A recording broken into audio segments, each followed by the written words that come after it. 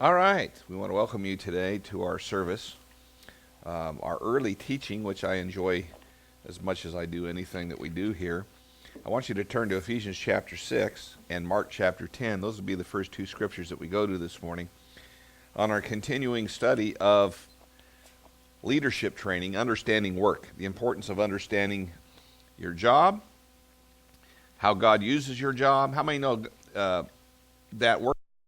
And we were talking about that. I've learned a lot of lessons from work, still do today. And when I'm talking about work, I'm talking about anything that we do. Could be your job, but certainly raising children, if you're a homemaker, just working around the house, school. How many know that's work? We're talking about attitudes, and I want to talk more about that today. And one of the things that I've learned, and this is one of the biggest principles that you're going to have to learn if you're going to be successful in your endeavors in God, is to learn to be a servant. Learning to be a what? A servant. What a powerful thing.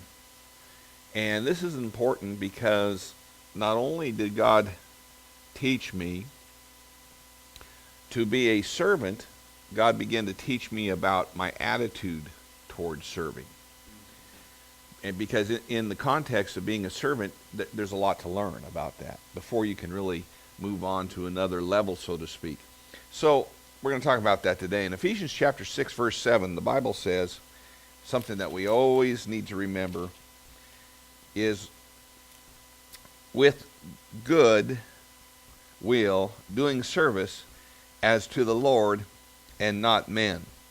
Now, let me read that out of the Amplified Bible. It says, knowing that whatever good anyone does, he will receive a reward from the Lord, whether he is a slave or free.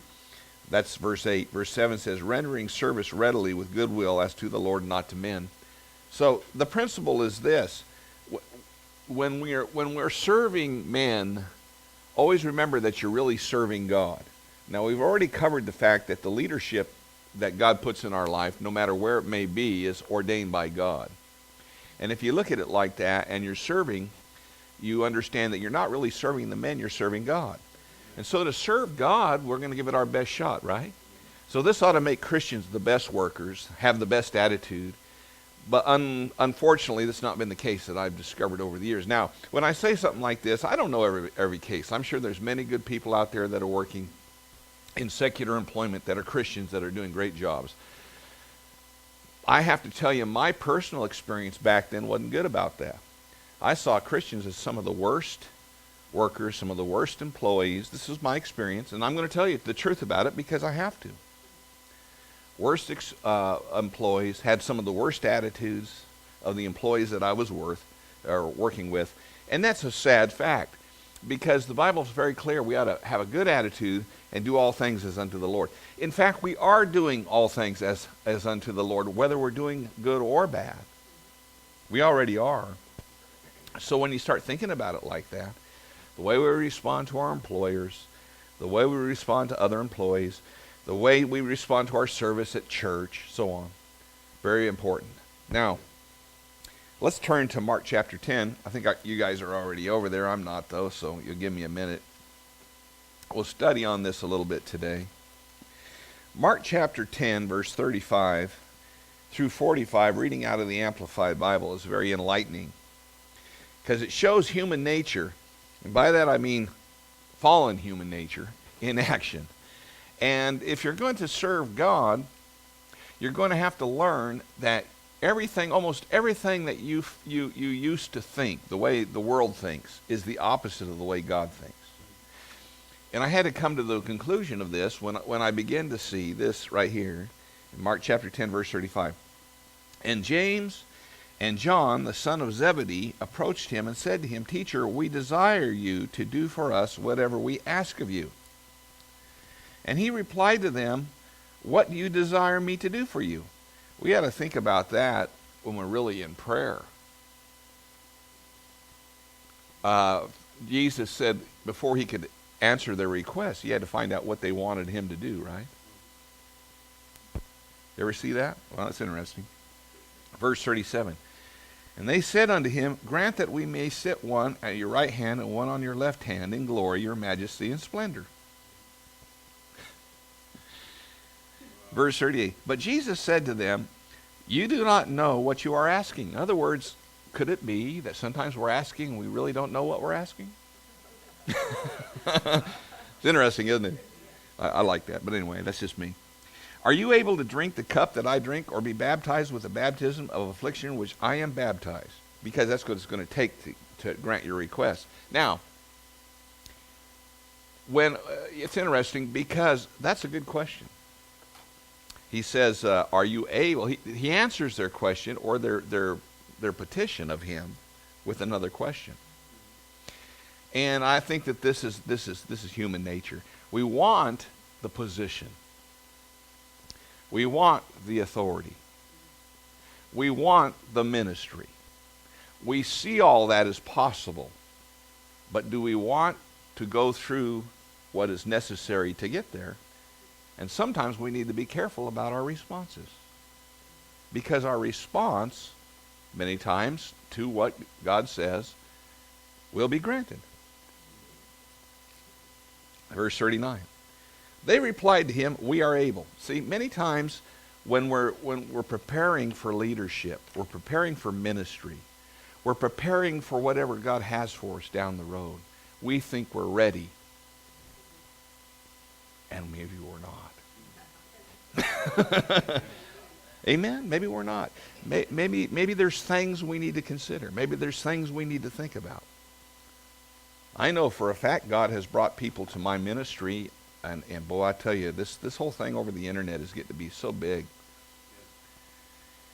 But even in my churches, that he brought for a reason. One of the reasons he brought them there was to show that they're not ready. And if they resist that and go another way, it could be difficult for them. If they make a decision that maybe there's things they need to learn and humble themselves, it will go good for them. This is how God uses sometimes pastors and leaders and preachers. They replied to him, we are able. And Jesus told them, the cup that I drink, you will drink. And you will be baptized with the baptism which I am baptized. Jesus knowing that he's going to the cross. Them not knowing that. And guess what? Every one of them disciples, every one of them apostles, except for Judas, of course, who backslid, went through a martyr's death, as far as we know from historical situations. And so they eventually got there. But they needed to understand this principle that he's going to talk about next. Verse 40. But to sit at my right hand or my left hand is not mine to give, but it will be given those whom is ordained and prepared, which, quite frankly, I believe probably they did get that honor. I think all of us are going to be able to sit at the right hand of the Father in heaven. We sit in heavenly places anyway. But the book of Revelation shows us that there's people that I believe are the apostles that are going to sit there, have thrones next to him, because we all owe them a great deal of gratitude, don't we? Now, I want you to know verse 41. And when the other 10 apostles heard it, they began to be indignant with James and John. Here we go. Here's human nature kicking in. But Jesus called them to him immediately. I like to paraphrase it that way. Because, see, sometimes when there's strife in the camp, you got to say something immediately. You got to tell your leadership, hey, watch out. We just had a situation like that here recently. The Lord let me know, to let everybody know, watch out.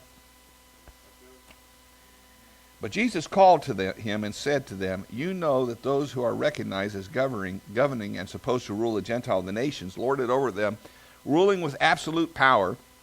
There was a movie called Absolute Power. Holding them in subjection, and their great men exercise authority and dominion over them. Right? But this is not to be so among you. Instead, whoever desires to be great among you, have the most influence among you, must learn to be your servant. In other words, in the kingdom of heaven, there's a whole different ball game here. To exercise authority, we must first learn servanthood. The more we understand about servanthood and the more we put it in practice in our life, the more authority will be granted us. It's the opposite of the world. And whoever wishes to be most important and first in rank among you must be the slave of all. For even the Son of Man came not to serve, service rendered to him, but to serve, and to give his life as a ransom for instead of many. Now, this is a principle that begins to happen as we look at our work. In my life, I begin to understand this, and when I begin to understand it, I realized how far out of the will of God I really was in my thinking. Because my idea about working with bosses was to just, give them a bad time, put my 2 cents of worth in, yell and scream and carry on. I started seeing these things, and all of a sudden I had to begin to change my idea. I had to look at it as I'm not serving them, I'm serving God. So if I'm serving God, my attitude toward them, which should be the same as it is toward God. Isn't this the truth? I said, isn't this the truth? But to say this is easy would be a misrepresentation of the truth. Because I had to learn, I had a lot of pride, I had a lot of ego, I had a lot of opinions. I had all these things that I was used to expressing. And all of a sudden God's telling me, don't express nothing like that. You are there to serve. I began to catch on a few of these things. It's vital for us to learn. Everybody has to listen to this and get this if you're going to go anywhere. Some folks never do. Let's go over here to 1 Peter chapter 2 again. I want to go through that again.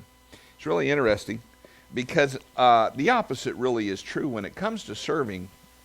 The ones that serve God in truth learn to keep their mouth shut. Learn at times they have to be quiet. Learn at times that when somebody is talking to them, that happens to be a leadership person, they need to be quiet. I needed to hold my peace, even if I was mistreated. Now, here in 1 Peter chapter 2, starting at verse 13, be submissive to every human institution and authority for the sake of the Lord, whether it be an emperor or as supreme, or to the governors as sent by him with a vengeance to punish justice to those who do wrong and encourage those who do good service. For it is the will and intention that by doing right, your good and honest lives should silence, muzzle, gag the ignorant charges and ill-informed criticisms of foolish persons. How do we shut the devil up? How do you bind the devil? A lot of people think you have to go, hey, I bind you. Sometimes you have to shut up. Not talking at times binds the devil. Learning to be quiet at times is the most powerful spiritual force in the world. Because people are used to reacting a certain way in certain situations. So at certain times I found out just being quiet is the most powerful thing you can do. Think about it. Even a fool when he holds his peace is counted wise. And he that shutteth his mouth is esteemed a man of understanding. In other words, paraphrasing that, if you don't open your mouth, people won't know what a knucklehead you are. You could be in a room of rocket scientists, and they could be talking, and if you're quiet, they don't know. Think about it. You could get through the whole night, and they would never know. You had no idea what they're talking about if you didn't express your opinions, right? See? Simple. Live as free people, yet without employing your freedom as a pretext of wickedness. But live at all times as what? Servants of God. Say this with me out loud, everybody, please. Live at what? All times. Say, live at all times. Okay, when does that leave out a time? When he says all times, it doesn't leave out any time, does it? So you can't serve God, at your job and not serve God at your church. You can't pull an attitude at your church if you're serving. If you can't pull an attitude at work, Right? See what I'm saying? In other words, at all times we are first and foremost to serve God. To serve God is to serve men. To serve men is to serve God. Now this is interesting because he goes on here and he begins to really expose our hearts. Verse 17, show respect for all men. Treat them honorably. Love the brotherhood, the Christian fraternity of which Christ is the head. Reverence God. Honor the emperor or the kings or the people in charge. You who are household servants, be subject to your masters. Or you could put it this way, you who are employees, be subject to your employers, right?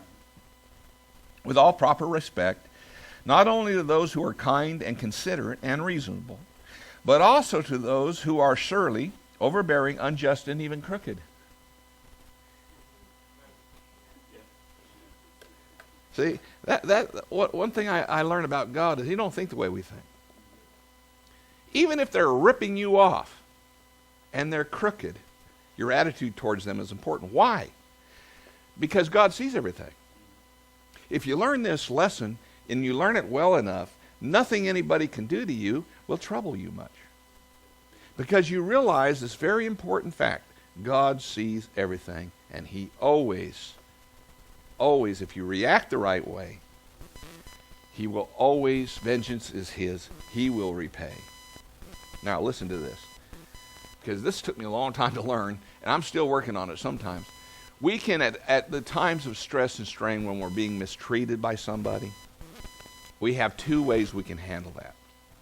We can either take it into our own hands to go ahead and inflict wrath and judgment and handle it ourselves,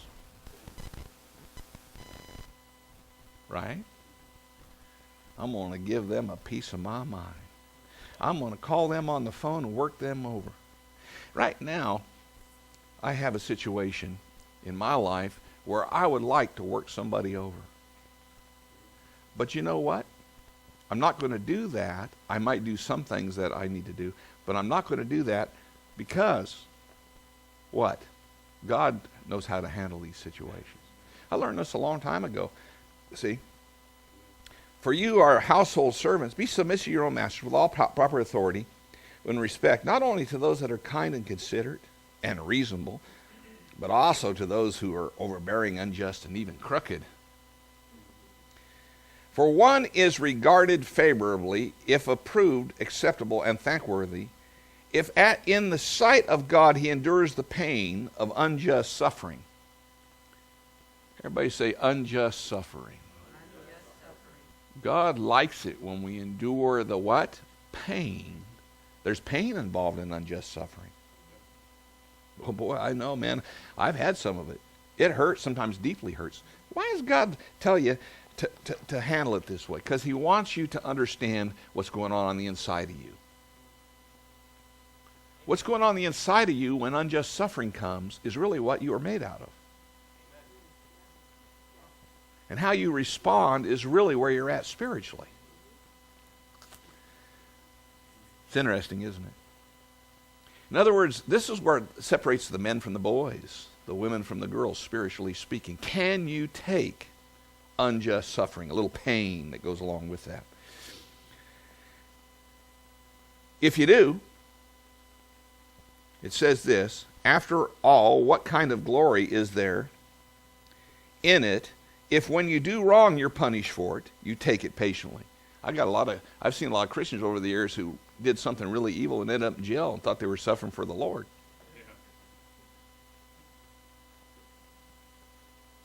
But if you bear patiently with suffering, which results when you do right, and that is undeserved. Let me tell you something. To be honest with you, probably, I'm 50% anyway, or more, of all the stuff I've ever had to endure was undeserved toward me. Now, I don't know about you, but for me, people who have mistreated me, have done things to me, have said things about me, have left me, or whatever, it was undeserved, man. Now, if you talk to them, it wasn't undeserved. They'll have a whole different opinion about things. But the truth of the matter is, when you really look at the bottom line, it was undeserved, the pain that was caused. Seriously, I've had some really rough things happen to me in my life. And my wife has too, over the years. My daughter's seen some of it. I don't tell my daughter everything, because if I did, I'd really, really rack her brain. But almost all of it was undeserved. But the way I reacted toward it was what was important to God. And the way that I handled it is what is important, because that's what's pleasing to God. You're able to handle the rough things the right way, that's pleasing to God. Everybody say amen real loud. Good preaching, isn't it? Because that's the bottom line. See, and this is really Christianity at its strongest points. I mean, you know, if we can't handle the Apostle Paul as an example, he's always been my favorite, except for Jesus, of course. I'm amazed at the Apostle Paul. I mean, the things they did to him and some of the stuff he suffered for the advancement of the kingdom, none of us should ever say anything about anything. We should never complain at all. I mean, seriously, he set an example. It's all laid right down there what these guys went through. I mean, sometimes they didn't even have any support financially. They had to work. You know, sometimes they didn't even have a home to go to. The Bible says he was homeless. He had nowhere to go. That's what the Bible says. The Apostle Paul, at times, didn't even have anywhere to lay his head. He had to go sleep under a bridge somewhere. He was beaten. He was shipwrecked. It was like being in a plane crash. You thought, and how many people do you know that have ever been shipwrecked? You ever meet anybody who had been shipwrecked? Maybe a few people. How about twice? That'd be pretty weird, wouldn't it? But he had it 3 times. He'd been beaten. He'd been stoned with stones. He had been persecuted, been called every name in the book by Christians and non-Christians and Jews and everybody, who totally misunderstood him and his motives. And every time that he tried to apply in the Word of God spiritual principles to try to correct them, many of the people in the congregation came against him. But was he wrong? No. But how he responded was what was important to God. Because you see, when you get into the place in your life to where you're totally relying upon God for everything, even that is a good place to be. Here's why. No matter what they do to you, they can't hurt you. The Apostle Paul, if most people would have been the Apostle Paul, quite frankly, they would have died after the first beating. Why? They would have got bitter toward the people that did it. Okay. Did you hear what I just said now? Most people would have never made it. Why? Because they weren't willing to trust in him who was the one who would give the vengeance and deal out the punishments. People sometimes think they're getting away with things, but they're not, ever. When they're doing type of activities that cause other people pain, right? They're never really getting away with it. They just think they are. But there's one who sees all, and knows exactly how to enforce the punishment that is necessary. Now, if it's a sinner, he knows how to do that. If it's a backslider, he knows how to do that. If it's a Christian, he knows how to do that. If it's a son or a daughter, he knows how to, he chastises the ones he loves, right? If we would judge ourselves, we would not be judged. See, so we just need to realize that if anything happens to us, we can go ahead and understand that it's not important what really happens to us. It's important how we respond. And how we respond is important to God and should be important to you. I'm not there yet all the time. I got to say, sometimes, every once in a while, I get pricked in the heart by something, and I want to respond a certain way. But man, I'll tell you what, I've learned over the years it's best just to let God handle most of these situations. Now, there are times where I have to say something as a pastor of a church, because the Bible tells me that. but my response needs to be right. All right. Let's go on to the next verse because it's really interesting. Verse 21. For even to this were you called. It is inseparable from your vocation. For Christ also suffered for you, leaving you his person, an example, so that you'd follow in his footsteps.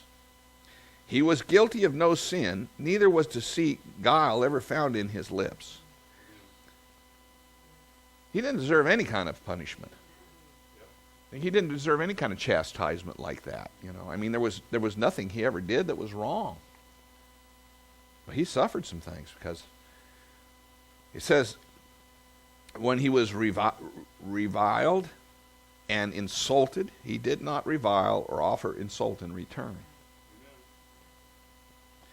When he was abused and suffered, he made no threats of vengeance. But he trusted himself and everything to him who judges fairly. See, now that's real Christianity. In other words, they could even fire you at your job. The way you respond is very important. Amen? All right. So God began to deal with me. I got to tell you guys on the inside about these things. Because the way I was responding was just totally ungodly. Here I was, born again, filled with the Holy Ghost, prayed in tongues more than y'all, and would respond like a heathen. The only thing that was different was I didn't cuss anymore. Amen. Praise God. Hallelujah. I mean, some Christians haven't even passed that point yet. But I did yell and scream and lose my temper and get frustrated and talk evil about my bosses and threaten to leave and carry on. See, none of that was good. So God began to show me. Now go to Matthew chapter 7. Let me show you where he began to deal with me about these scriptures that most folks don't like to even talk about, let alone sit on for a while and meditate on. I began to learn some very, very precious truths. Number one thing I learned, if I was going to live a long life, or I was going to live life without all kinds of evil, sickness, and disease and stuff, I started learning that most of the time when people get sick, it's because they don't know how to handle stress. Anxiety, worries, cares, issues that arise, because it causes most people to boil up on the inside. How do I know? Because I've been there. How do you think I learned all this? How many have ever boiled over something for a while? Somebody does something to you. I'm telling you, you don't want to get into ministry if you're one of these people who can't handle a little pressure like that. You do not. Because people are just, I don't know what it is about people. I guess it's called sinners, right? Human beings. They're going to do stuff. I've had people that sat there that were as close to me as anybody in this room. Love me, we're sitting there taking notes. Turn around and do some of the most ungodly things to us. People I love, people that I raised up in the Lord. I love their children. They were as close to me as my own son here and daughter. Like little Joel and Melissa and Joselle and Ethan. I had that kind of relationship with them. Turn around and abuse me horribly, and my wife. It was difficult. And, and once that happens to you a few times, you wonder if you really want to be in ministry. Why would you want to put your family through that? It's kind of like being a politician sometimes. I wonder, are they crazy? Well, I don't know why anybody would want to put himself in a position of doing that today. Really, seriously. Because of the media scrutiny and everything, it'd be horrible. The way they work you over, they basically do what they want to you. Make you out any way they want to. Both sides of the aisle do that. But, if I was running for political office, they could just go back in my past and find all kinds of really funny things. I would have to get up and my first speech would have to be, yes, I did it all. If it's going to be an issue with you guys, I'd get up and work that media right over First time they ask me a question about my past, I say, hey, how about yours? Whoever asks me, I go walk right up to them and I say, let's go through your past. Let's go through your high school years, your college years. Seriously, I would. Because really, I mean, if people want to, they can fillet you like a fish. They can take a preacher, because we get up and we say things, and they could take something out of context that you say and make you sound like the biggest heretic in the world. Right now, one of the things that's coming against me is this is a cult. Because I'm preaching about people obeying their pastors. I'm a controlling, and this is a cult. This is what you're going to hear. And what I'm going to do is I'm going to say right now publicly, this is not a cult. People can leave. They can go and come. We're not going to have you drink any Kool-Aid. You're free to go. Come, do whatever you want to do. Yeah, maybe some sour grape juice. But, I mean, no. We're not talking about, somebody who rules, over people with an iron fist and, won't let, none of that is true. What God is talking about, though, is in the context of covenant when we're in church and we're dealing with church things and training people and all of that, they need to be obedient to their leaders. It's something in love that we learn to do. What's he talking about right here? Now, I turn to Matthew chapter 7 is a great chapter. It's one of my favorite in the Bible. If you read it in context, you'll find out God is really talking about people learning to walk in love. And you'll learn that not too many do. Narrow is the way that leads to what? Life. See, everything on the inside of us would be revealed in life's circumstances. How we handle it. No matter what it is, good or bad. However we handle certain things, God is watching. It's a test. Life is a test. There's a great book called Destined for the Throne. I don't know if anybody, you guys, ever read that book. By Paul Billhammer. Him and his wife were Methodists who got filled with the Holy Ghost. Way back, they were contemporary friends of guys like E.W. Kenyon and people like that. And he wrote this book, and this book basically, and Trinity Broadcasting years ago gave it to all their partners because they used to preach on there. When they were 85 years old, they were still teaching the Word of God. They would sit there and teach the Word of God, him and his wife. And he wrote this book called Destined for the Throne. And I really needed at the time to hear it because he talked about the fact of how God himself puts us here on this planet because it's one big test. He's preparing us for reigning for the future. That's all it is. So these things about how we handle these things, he's watching everything. And our development is as sons and daughters of God, we have a chance to every day, don't we, to respond a certain way. Yep. And so what he's trying to do is trying to get us to understand that in the grand scheme of everything, and he used to use Romans chapter 8 a lot where he talked about praying through that, all that. The grand scheme of things, really what God is looking for is to conform us to his image.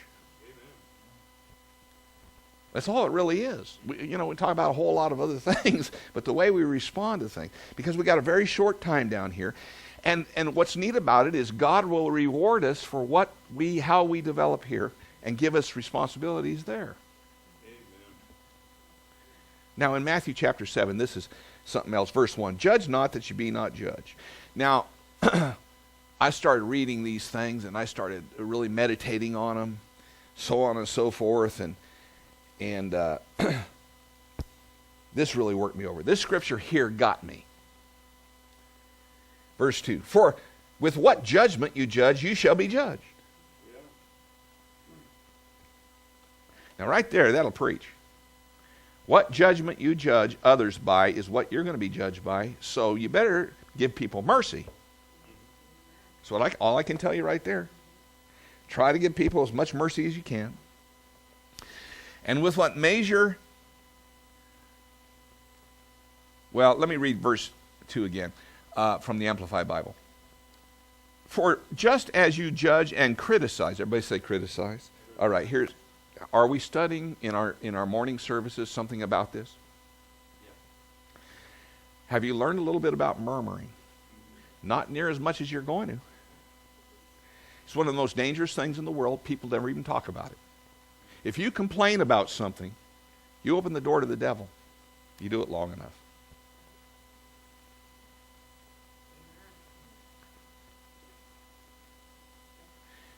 Actually, 1 Corinthians chapter 10, verse 10, one of the scriptures that is so plain, he says, these people complained, criticized their leaders. We saw it.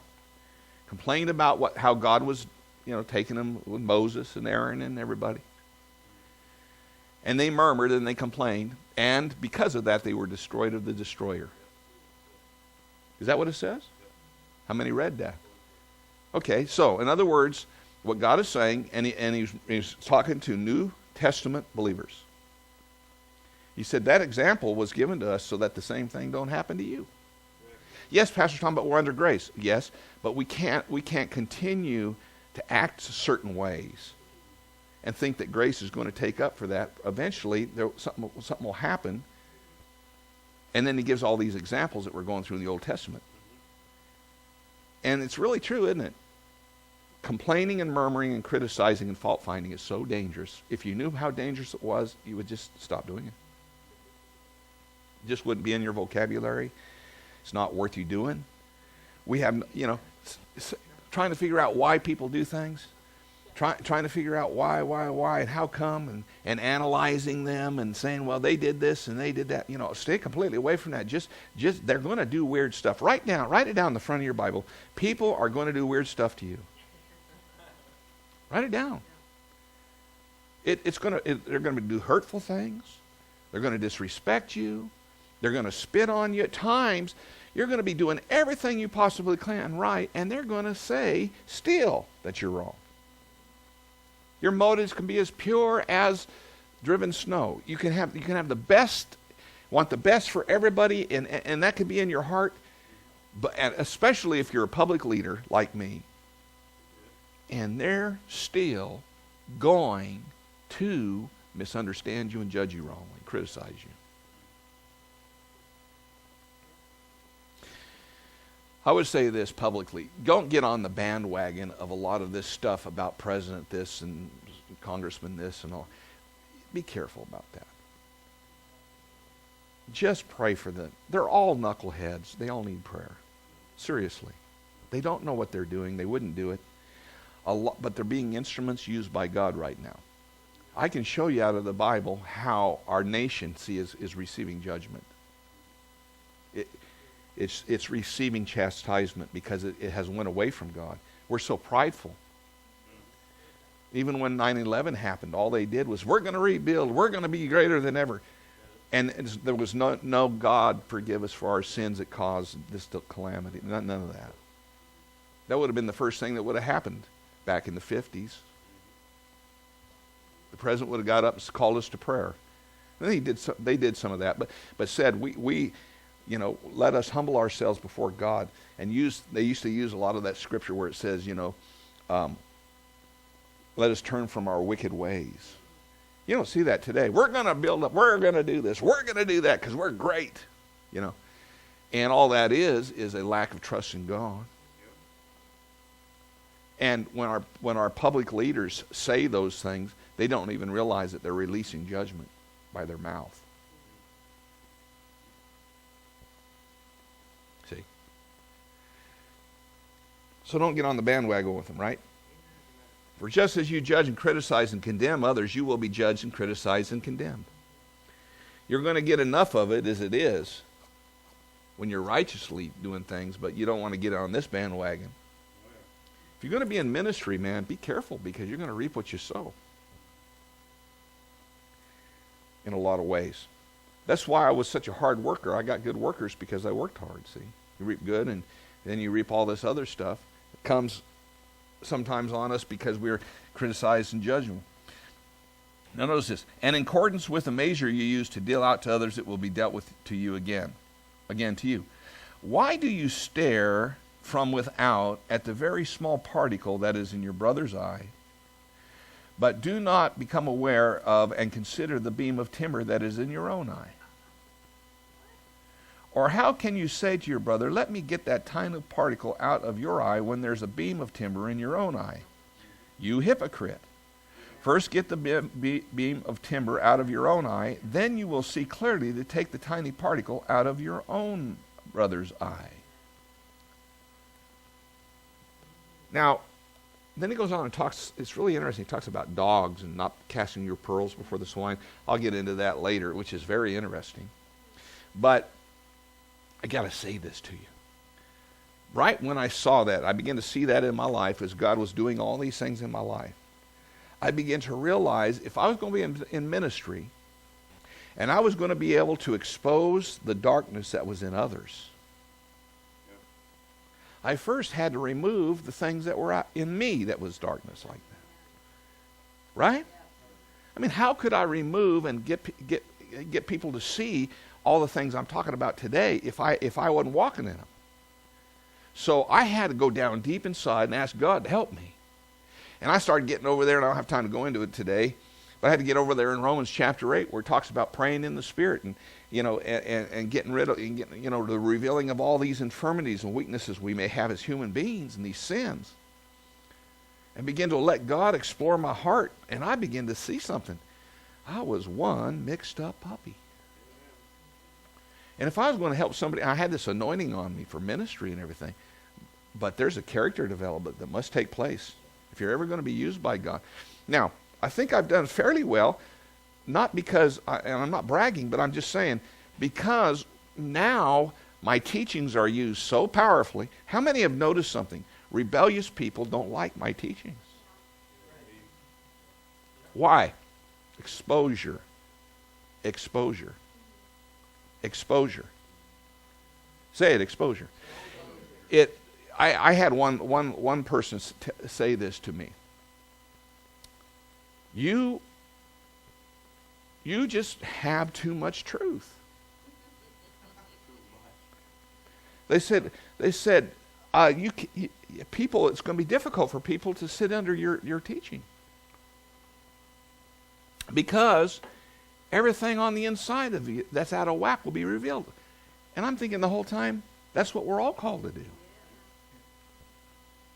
I'm not called to preach milk and just let everybody sit idly by and continue to do what they've always done and think it's okay. Now, I'm not a mean guy, but I understand something.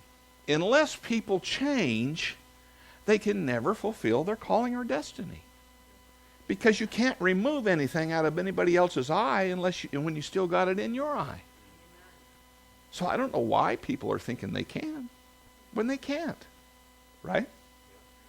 Well, folks, let me finish this just by saying to you, at work, when we're at work, God uses the people around us, the situations and circumstances. And we haven't even got into the fact that, sometimes challenges come at work of just growing with when they give you something to do. That's another thing, But you have to look at it as when you get up in the morning to go to work, no matter what it is, whatever your job is, whatever it is you're doing, you have to look at it. Even your children. God gives you the right children to expose your hearts. Yeah. Say that again. You'll learn some of the greatest lessons you'll ever learn from little children if you listen to and you watch and you see how they respond, how they act, how they are. God has a way of bringing the perfect people into our path. And if we look at them as a curse, they will be. If you look at them as a blessing, they will be. Now I'm going to end this by saying this. It's going to shock you. Some of the greatest some of the people that blessed me the most in my life were not the people that treated me well. It was the people. Now, it doesn't give you a license to mistreat me. Okay, I'm saying that publicly because but the ones sometimes that did over the years, I learned they were a blessing to me because I learned from them how to adjust my attitude. Does that make sense? And this is a true thing I went through. I'm not trying to make this up. If you're going to learn, and you're going to be used by God, and you're going to be so-called what we call a man or woman of God, you're going to have to get to the place in your life to where you understand that sometimes the pains of relationships and the things people do, even supervisors and people around you that are, you're dealing with in life, are going to do things that are unpleasant to you. How you respond, though, is what God looks at. Stand to your feet.